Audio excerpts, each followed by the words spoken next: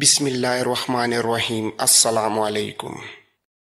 میں ہر حال میں تمہارا ساتھ دوں گی۔ میں ثابت کروں گی کہ میری رگوں میں مسلمان باپ کا خون ہے۔ وہ اونٹوں پر سوار مسلمانوں کے علاقے کی طرف جا رہے تھے۔ تیسرے اونٹ پر ان کا خیمہ اور دیگر سامان لدا ہوا تھا۔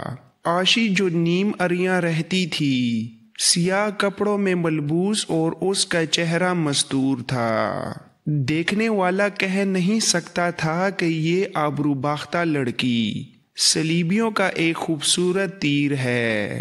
جو پتھر جیسے انسان کے دل میں اتر جائے تو وہ موم بن کر صلیبیوں کے سانچے میں ڈل جاتا ہے۔ دور ایک گھڑ سوار اسی سمت جا رہا تھا جدھر یہ دونوں جا رہے تھے۔ عمر درویش نے اس سوار کو کئی بار دیکھا تھا۔ وہ سوچ رہا تھا کہ یہ سوڈانیوں کے ان جاسوسوں میں سے ہی ہوگا جو اس کے ساتھ سائی کی طرح لگے ہوئے ہیں۔ یہ شک اسے پریشان کر رہا تھا کہ یہ صحرائی رہزنوں کا کوئی آدمی ہوا تو وہ کیا کرے گا۔ اس نے اپنی ہمسفر سے کہا، اس سوار کو دیکھ رہی ہو جو افق پر جا رہا ہے؟ بہت دیر سے دیکھ رہی ہوں۔ عاشی نے دلیرانہ جواب دیا، ہمارے پاس ہتھیار ہیں۔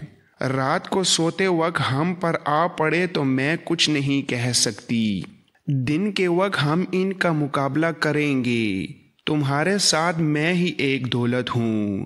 وہ مجھے زندہ نہیں لے جا سکیں گے۔ صحرا کے ان خطروں میں وہ چلتے گئے۔ سورج اوپر آ کر مغرب کی طرف نیچے جاتا رہا اور انہیں پہاڑیاں نظر آنے لگیں۔ بلند پہاڑیاں تو دور تھیں۔ یہ علاقہ جہاں سے شروع ہوتا تھا وہ جگہ دور نہیں تھی۔ اونٹ چلتے گئے اور وہ علاقہ آ گیا جہاں عمر درویش کو اپنی مہم کا آغاز کرنا تھا۔ مسلمان کا پہلا گاؤں تھوڑی ہی دور تھا۔ عمر درویش خود بھی اسی علاقے کا رہنے والا تھا۔ گھڑ سوار جو دور دور جا رہا تھا رخ بدل کر ادھر آ گیا اور ان سے آ ملا۔ گھڑ سوار نے عمر درویش سے کہا، تمہارا قیام اس جگہ ہوگا۔ تم مجھے نہیں جانتے پر میں تمہیں جانتا ہوں۔ اسے دیکھ کر عاشی نے چہرے سے نقاب اٹھا دیا تھا اور وہ مسکرا رہی تھی۔ سوار نے اس سے پوچھا، سفر اچھا گزرا؟ عاشی نے بے باک مسکراہٹ سے جواب دیا، بہت اچھا۔ سوار نے کہا، تم دونوں گھبرانا نہیں۔ تمہارے سفر کے دوران تمہاری حفاظت کا ایسا انتظام ساتھ ساتھ رہا ہے جسے تم دونوں دیکھ نہیں سکے، ورنہ اتنی خوبصورت لڑکی یہاں تک نہ پہنچ سکتی۔ عمر درویش نے اس سے پوچھا، تم کون ہو؟ سوار نے جواب دیا، سوڈانی مسلمان۔ اب یہ نہ سوچو کہ تم کون ہو اور میں کون ہوں۔ تم بھی میری طرح اسی علاقے کے مسلمان ہو۔ تم اچھی طرح جانتے ہو کہ یہاں ذرا سی بھی غلطی ہو گئی تو یہاں کے مسلمان ہماری بوٹیاں اڑا دیں گے۔ سوار نے آگے ہو کر رازداری سے کہا، اور یہ بھی یاد رکھنا کہ تم نے اپنے کام میں کوئی گڑبڑ کی تو بغیر اطلاع کے قتل ہو جاؤ گے۔ تمہیں اچھی طرح معلوم ہے یہاں تمہیں کیا کرنا ہے۔ آج رات تم آرام کرو گے، کل تمہارے پاس یہاں کے لوگ آنے لگیں گے۔ عاشی کو معلوم ہے کہ اسے کیا کرنا ہے۔ عمر درویش کو سب کچھ معلوم تھا۔ اسے اس علاقے کے مسلمانوں کو گمراہ کرنا تھا، سلطان ایوبی کے خلاف نفرت پھیلانی تھی اور مسلمانوں کو سوڈان کا وفادار بنا کر انہیں اس سوڈانی فوج میں بھرتی ہونے کے لیے تیار کرنا تھا جسے مصر پر حملہ اور قبضہ کرنے کے لیے تیار کیا جا رہا تھا۔ سلطان ایوبی مصر سے غیر حاضر تھا۔ وہ اس وقت اسپین میں برسر پیکار تھا۔ صلیبیوں کا یہ منصوبہ تھا کہ سوڈانی فوج کو تیار کر کے مصر پر حملہ کیا جائے مگر سوڈانی مسلمانوں کے جنگجو قبیلے سوڈان کے باشندے ہونے کے باوجود صلاح الدین ایوبی کے معتقد اور مرید تھے۔ عمر درویش ان کے عقیدوں کو تہس نہس کرنے آیا تھا۔ سورج غروب ہو گیا تھا جب عمر درویش نے اس سوار کی مدد سے خیمہ گاڑ لیا۔ سوار نے جانے سے پہلے کہا، کل شاید مجھے تمہارے ساتھ الگ بات کرنے کا موقع نہ ملے، لوگ صبح سویرے یہاں آ جائیں گے۔ اس نے ایک پہاڑی کی طرف اشارہ کر کے کہا، شام کو دھندلاہٹ میں بھی وہ اوپر تمہیں چھاتے کی طرح درخت نظر آتا ہوگا، اسے یاد رکھنا۔ کل رات تمہیں ادھر مشعل کا اشارہ کرنا ہے۔ کل جو کپڑا تمہیں استعمال کرنا ہے اسے صبح تیار کر لینا۔ میں جا رہا ہوں، اب ذرا سی حرکت میں بھی احتیاط کرنا۔ وہ لڑکی کو اشارے سے باہر لے گیا اور اسے کہا، تمہیں زیادہ احتیاط کی ضرورت ہے، یہاں کے مسلمان وحشی ہیں، ہم تمہاری حفاظت کے لیے موجود ہیں، لیکن تمہیں اپنی حفاظت خود زیادہ کرنی ہوگی۔ اس آدمی کو اپنے قبضے میں رکھنا۔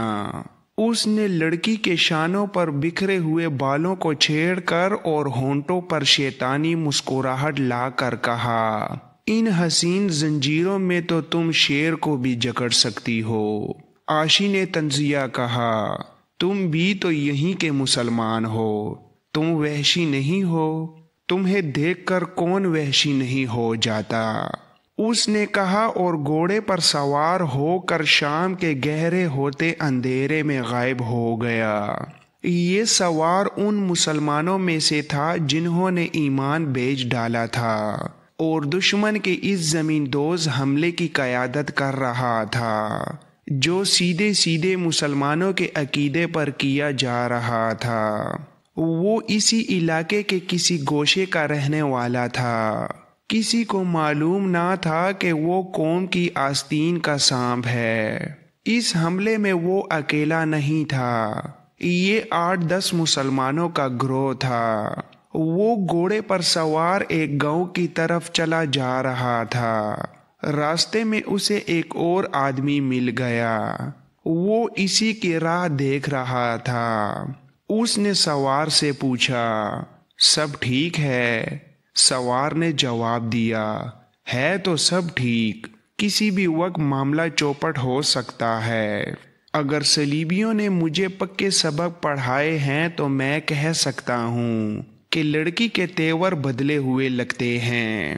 وہ کچھ بجھی اور خاموش نظر آتی ہے۔ سوار نے کہا، عاشی تو کہتے ہیں بہت ہوشیار اور تیز لڑکی ہے، شاید سفر کی تھکن سے تیزی مان پڑ گئی ہو۔ عمر درویش بھی تو وحشی ہے۔ وہ باتیں کرتے گاؤں میں داخل ہوئے۔ ایک جگہ 2 آدمی کھڑے باتیں کر رہے تھے۔ سوار اور ساتھی ان کے پاس رک گئے، بتایا کہ وہ سفر میں ہیں اور اپنے گاؤں جا رہے ہیں۔ اپنے گاؤں کا نام بھی بتایا اور حیرت زدہ لہجے میں کہا، یہاں سے تھوڑی دور ایک بزرگ اترا ہوا ہے، صرف خدا کے ساتھ باتیں کرتا ہے، دن کے وقت بھی دائیں اور بائیں 2 مشعلیں جلا کر رکھتا ہے۔ ہم اسے دیکھ کر اس کے پاس بیٹھ گئے۔ وہ قرآن پڑھ رہا تھا، زبانی پڑھتا ہے۔ اس نے ہمیں توجہ نہیں دی۔ ہم نے اسے بلایا پر وہ نہیں بولا۔ اس کے خیمے کے قریب سے زمین سے دھوئیں کا بادل اٹھا۔ بادل اوپر جا کر غائب ہو گیا اور اس میں سے ایک لڑکی نکلی جس کے حسن کو ہم بیان نہیں کر سکتے۔ ہم ڈر گئے کیونکہ لڑکی انسان نہیں جن معلوم ہوتی تھی۔ اس نے بزرگ کے آگے سجدہ کیا، سجدے سے اٹھ کر کان بزرگ کے منہ کے ساتھ لگایا۔ بزرگ کے ہونٹ ہلے۔ لڑکی ہمارے سامنے آ کھڑی ہوئی۔ ہم ڈر کر بھاگنے لگے لیکن زمین نے ہمیں پکڑ لیا۔ شاید لڑکی کی آنکھوں نے ہمیں جکڑ لیا ہو اور اس نے ہمیں کہا، یہ خدا کا ایلیچی ہے، تم سب کے لیے پیغام لایا ہے، اسے پریشان نہ کرو، یہ اس وقت خدا کے ساتھ باتیں کر رہا ہے، کل آنا اگر اس نے تم پر کرم کیا تو تم سب کو طور کا جلوہ دکھائے گا۔ میں ابھی ابھی کوئتور سے آئی ہوں، اس نے بلایا تھا، اس نے میرے کان میں کہا ہے کہ ان سے کہو کہ تمہاری تقدیر بدل دوں گا، بے صبر ہو جاؤ گے تو کہیں اور چلا جاؤں گا۔ ہم لڑکی کے ساتھ باتیں نہیں کر سکے، ہمارے جسم پر اس کا قبضہ ہو گیا تھا، ہم کچھ بھی نہیں بول سکے۔ بزرگ کی طرف دیکھا تو اس کے سر پر نور کا ہالہ تھا، ہم وہاں سے چلے آئے، ان کا لہجہ سنسنی خیز تھا، صاف پتہ چلتا تھا کہ ان پر حیرت اور خوف طاری ہے۔ انسانی فطرت کی یہ کمزوری ہے کہ حیرت انگیز بات جذبات کو ہلا دیتی ہے، سنسنی سرور دیتی ہے۔ یہی حال ان دو سننے والوں کا ہوا۔ انہوں نے دو گھروں کے دروازوں پر دستک دے کر 2-3 آدمیوں کو بلا لیا، اور جو انہوں نے سنا تھا وہ انہیں سنا دیا۔ سوار اور اس کے ساتھی نے دل پسند اور لذیذ سے اضافے بھی کر دیے۔ لڑکی کا حسن ایسے الفاظ میں بیان کیا کہ سننے والے خدا اور قرآن کی بجائے اور اس بزرگ کے بجائے اپنے دماغوں پر لڑکی کو سوار کرنے لگے۔ ان آدمیوں نے سوار اور اس کے ساتھی کو مہمان ٹھہرا لیا۔ دوسرے گھروں کے آدمی بھی آ گئے۔ ابھی سورج نہیں نکلا تھا جب اس گاؤں کے تمام آدمی سوار اور اس کے ساتھی کی رہنمائی میں اس جگہ کو روانہ ہو گئے جہاں عمر درویش اور عاشی نے خیمہ لگا رکھا تھا۔ خیمے کے سامنے چھوٹے سے قالین پر عمر درویش آلتی پالتی مارے بیٹھا تھا، آنکھیں بند کیے کچھ بڑبڑا رہا تھا۔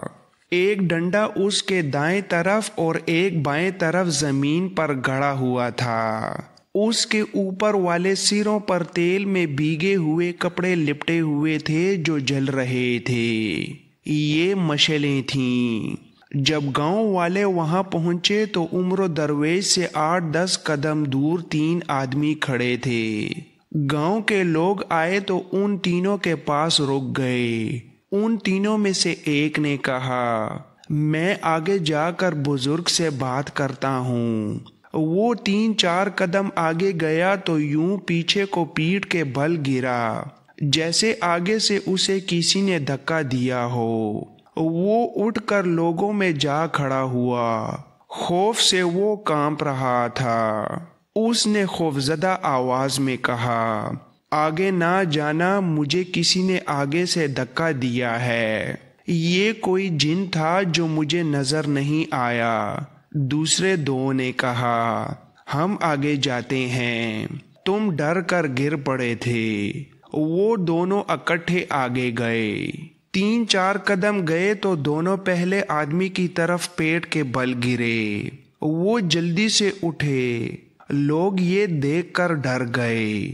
سب کو یقین ہو گیا کہ اس بزرگ نے پہرے پر جنات کھڑے کر رکھے ہیں جو کسی کو آگے نہیں جانے دیتے۔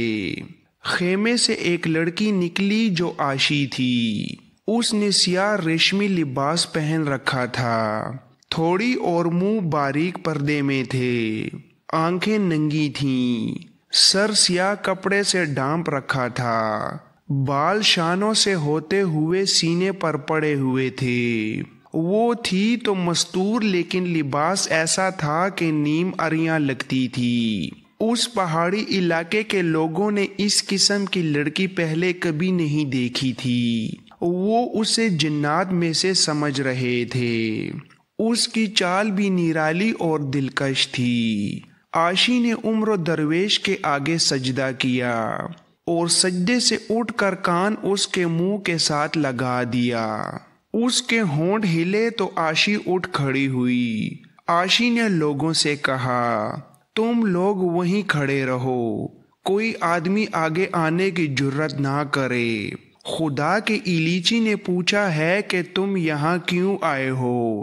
तुम वहीं खड़े खड़े बात कर सकते हो। वो 3 आदमी आगे गए और गिर पड़े थे। एक आदमी बुलंद आवाज से बोला, ए खुदा की तरफ से आने वाले, क्या तू आने वाले वक्त की खबर दे सकता है? उम्र दरवेश ने मखमूर सी आवाज में कहा, पूछ, क्या पूछता है? उस आदमी ने पूछा, क्या हम इस खित्ते को इस्लाम की रियासत बना सकेंगे जो सूडान की गुलाम ना हो? उम्र दरवेश ने गुस्से से जमीन पर हाथ मारा। आशी दौड़कर उसके पास जा बैठी और कान उसके मुंह के साथ लगा दिया। उम्र दरवेश के होंठ हिले। आशी उठकर लोगों से मुखातिब हुई, खुदा के इलीची ने कहा है कि आग लग जाए तो इस खित्ते को तुम इस्लामी रियासत बना लोगे जो सूडान की गुलाम नहीं होगी। आशी ने कहा, किसी के पास पानी हो तो इस कपड़े पर उंडेल दो। उम्र दरवेश से जरा परे एक कपड़ा इस तरह पड़ा था जिस तरह किसी ने लिबास उतार कर गठरी की सूरत रख दिया हो। उन 3 आदमियों में से जो आगे बढ़े और गिर पड़े थे, एक आगे बढ़ा। उसके हाथ में चमड़े का छोटा सा मशकीज़ा था। उसने कहा, मेरे पास पानी है, मैं सफर में हूँ इसलिए पानी साथ रखा हुआ है। उसने आगे जाकर मशकीज़े का मुंह खोला और कपड़े पर पानी का छिड़काव कर दिया। आशी ने जमीन से मशल उठाकर उम्र दरवेश के हाथ में दे दी। उम्र दरवेश ने आसमान की तरफ मुंह करके होंठ हिलाए जैसे सरगोशी की हो। फिर उसने मशल का शोला कपड़े के साथ लगा दिया। किसी को तवक्को नहीं थी कि पानी से भीगा हुआ कपड़ा जल उठेगा, मगर हुआ यूं कि जूं ही मशल का शोला कपड़े के करीब गया तो कपड़ा भड़क उठा और तमाम तर कपड़ा एक शोला बन गया। किसी एक आदमी के मुंह से हैरतज़दा आवाजें निकलीं, अल्लाह। उनकी नजरों के सामने पानी जल रहा था। उम्र दरवेश ने कहा, खुदा के इशारे को समझ लो और मुझे गौर से देखो, मैं कौन हूँ? मैं तुम में से हूँ। उसने अपने गांव का नाम लेकर कहा, मैं इसी इलाके के रहने वाले हाशिम दरवेश का बेटा हूँ।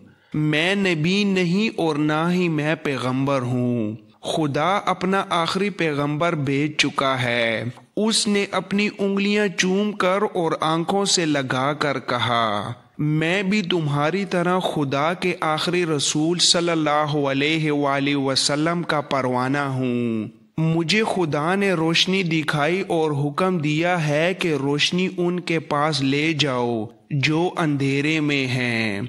वो ऐसे लहजे में बोल रहा था जैसे उस पर वजद की कैफियत तारी हो। उसने कहा, मेरे गांव में जाकर पूछो, मैं सलाहुद्दीन अयूबी का कमांडर हूँ। मैं उस फौज के साथ था जिसने सूडान पर हमला किया था। उस फौज का हमला नाकाम हुआ। हम सबको अफसोस हुआ।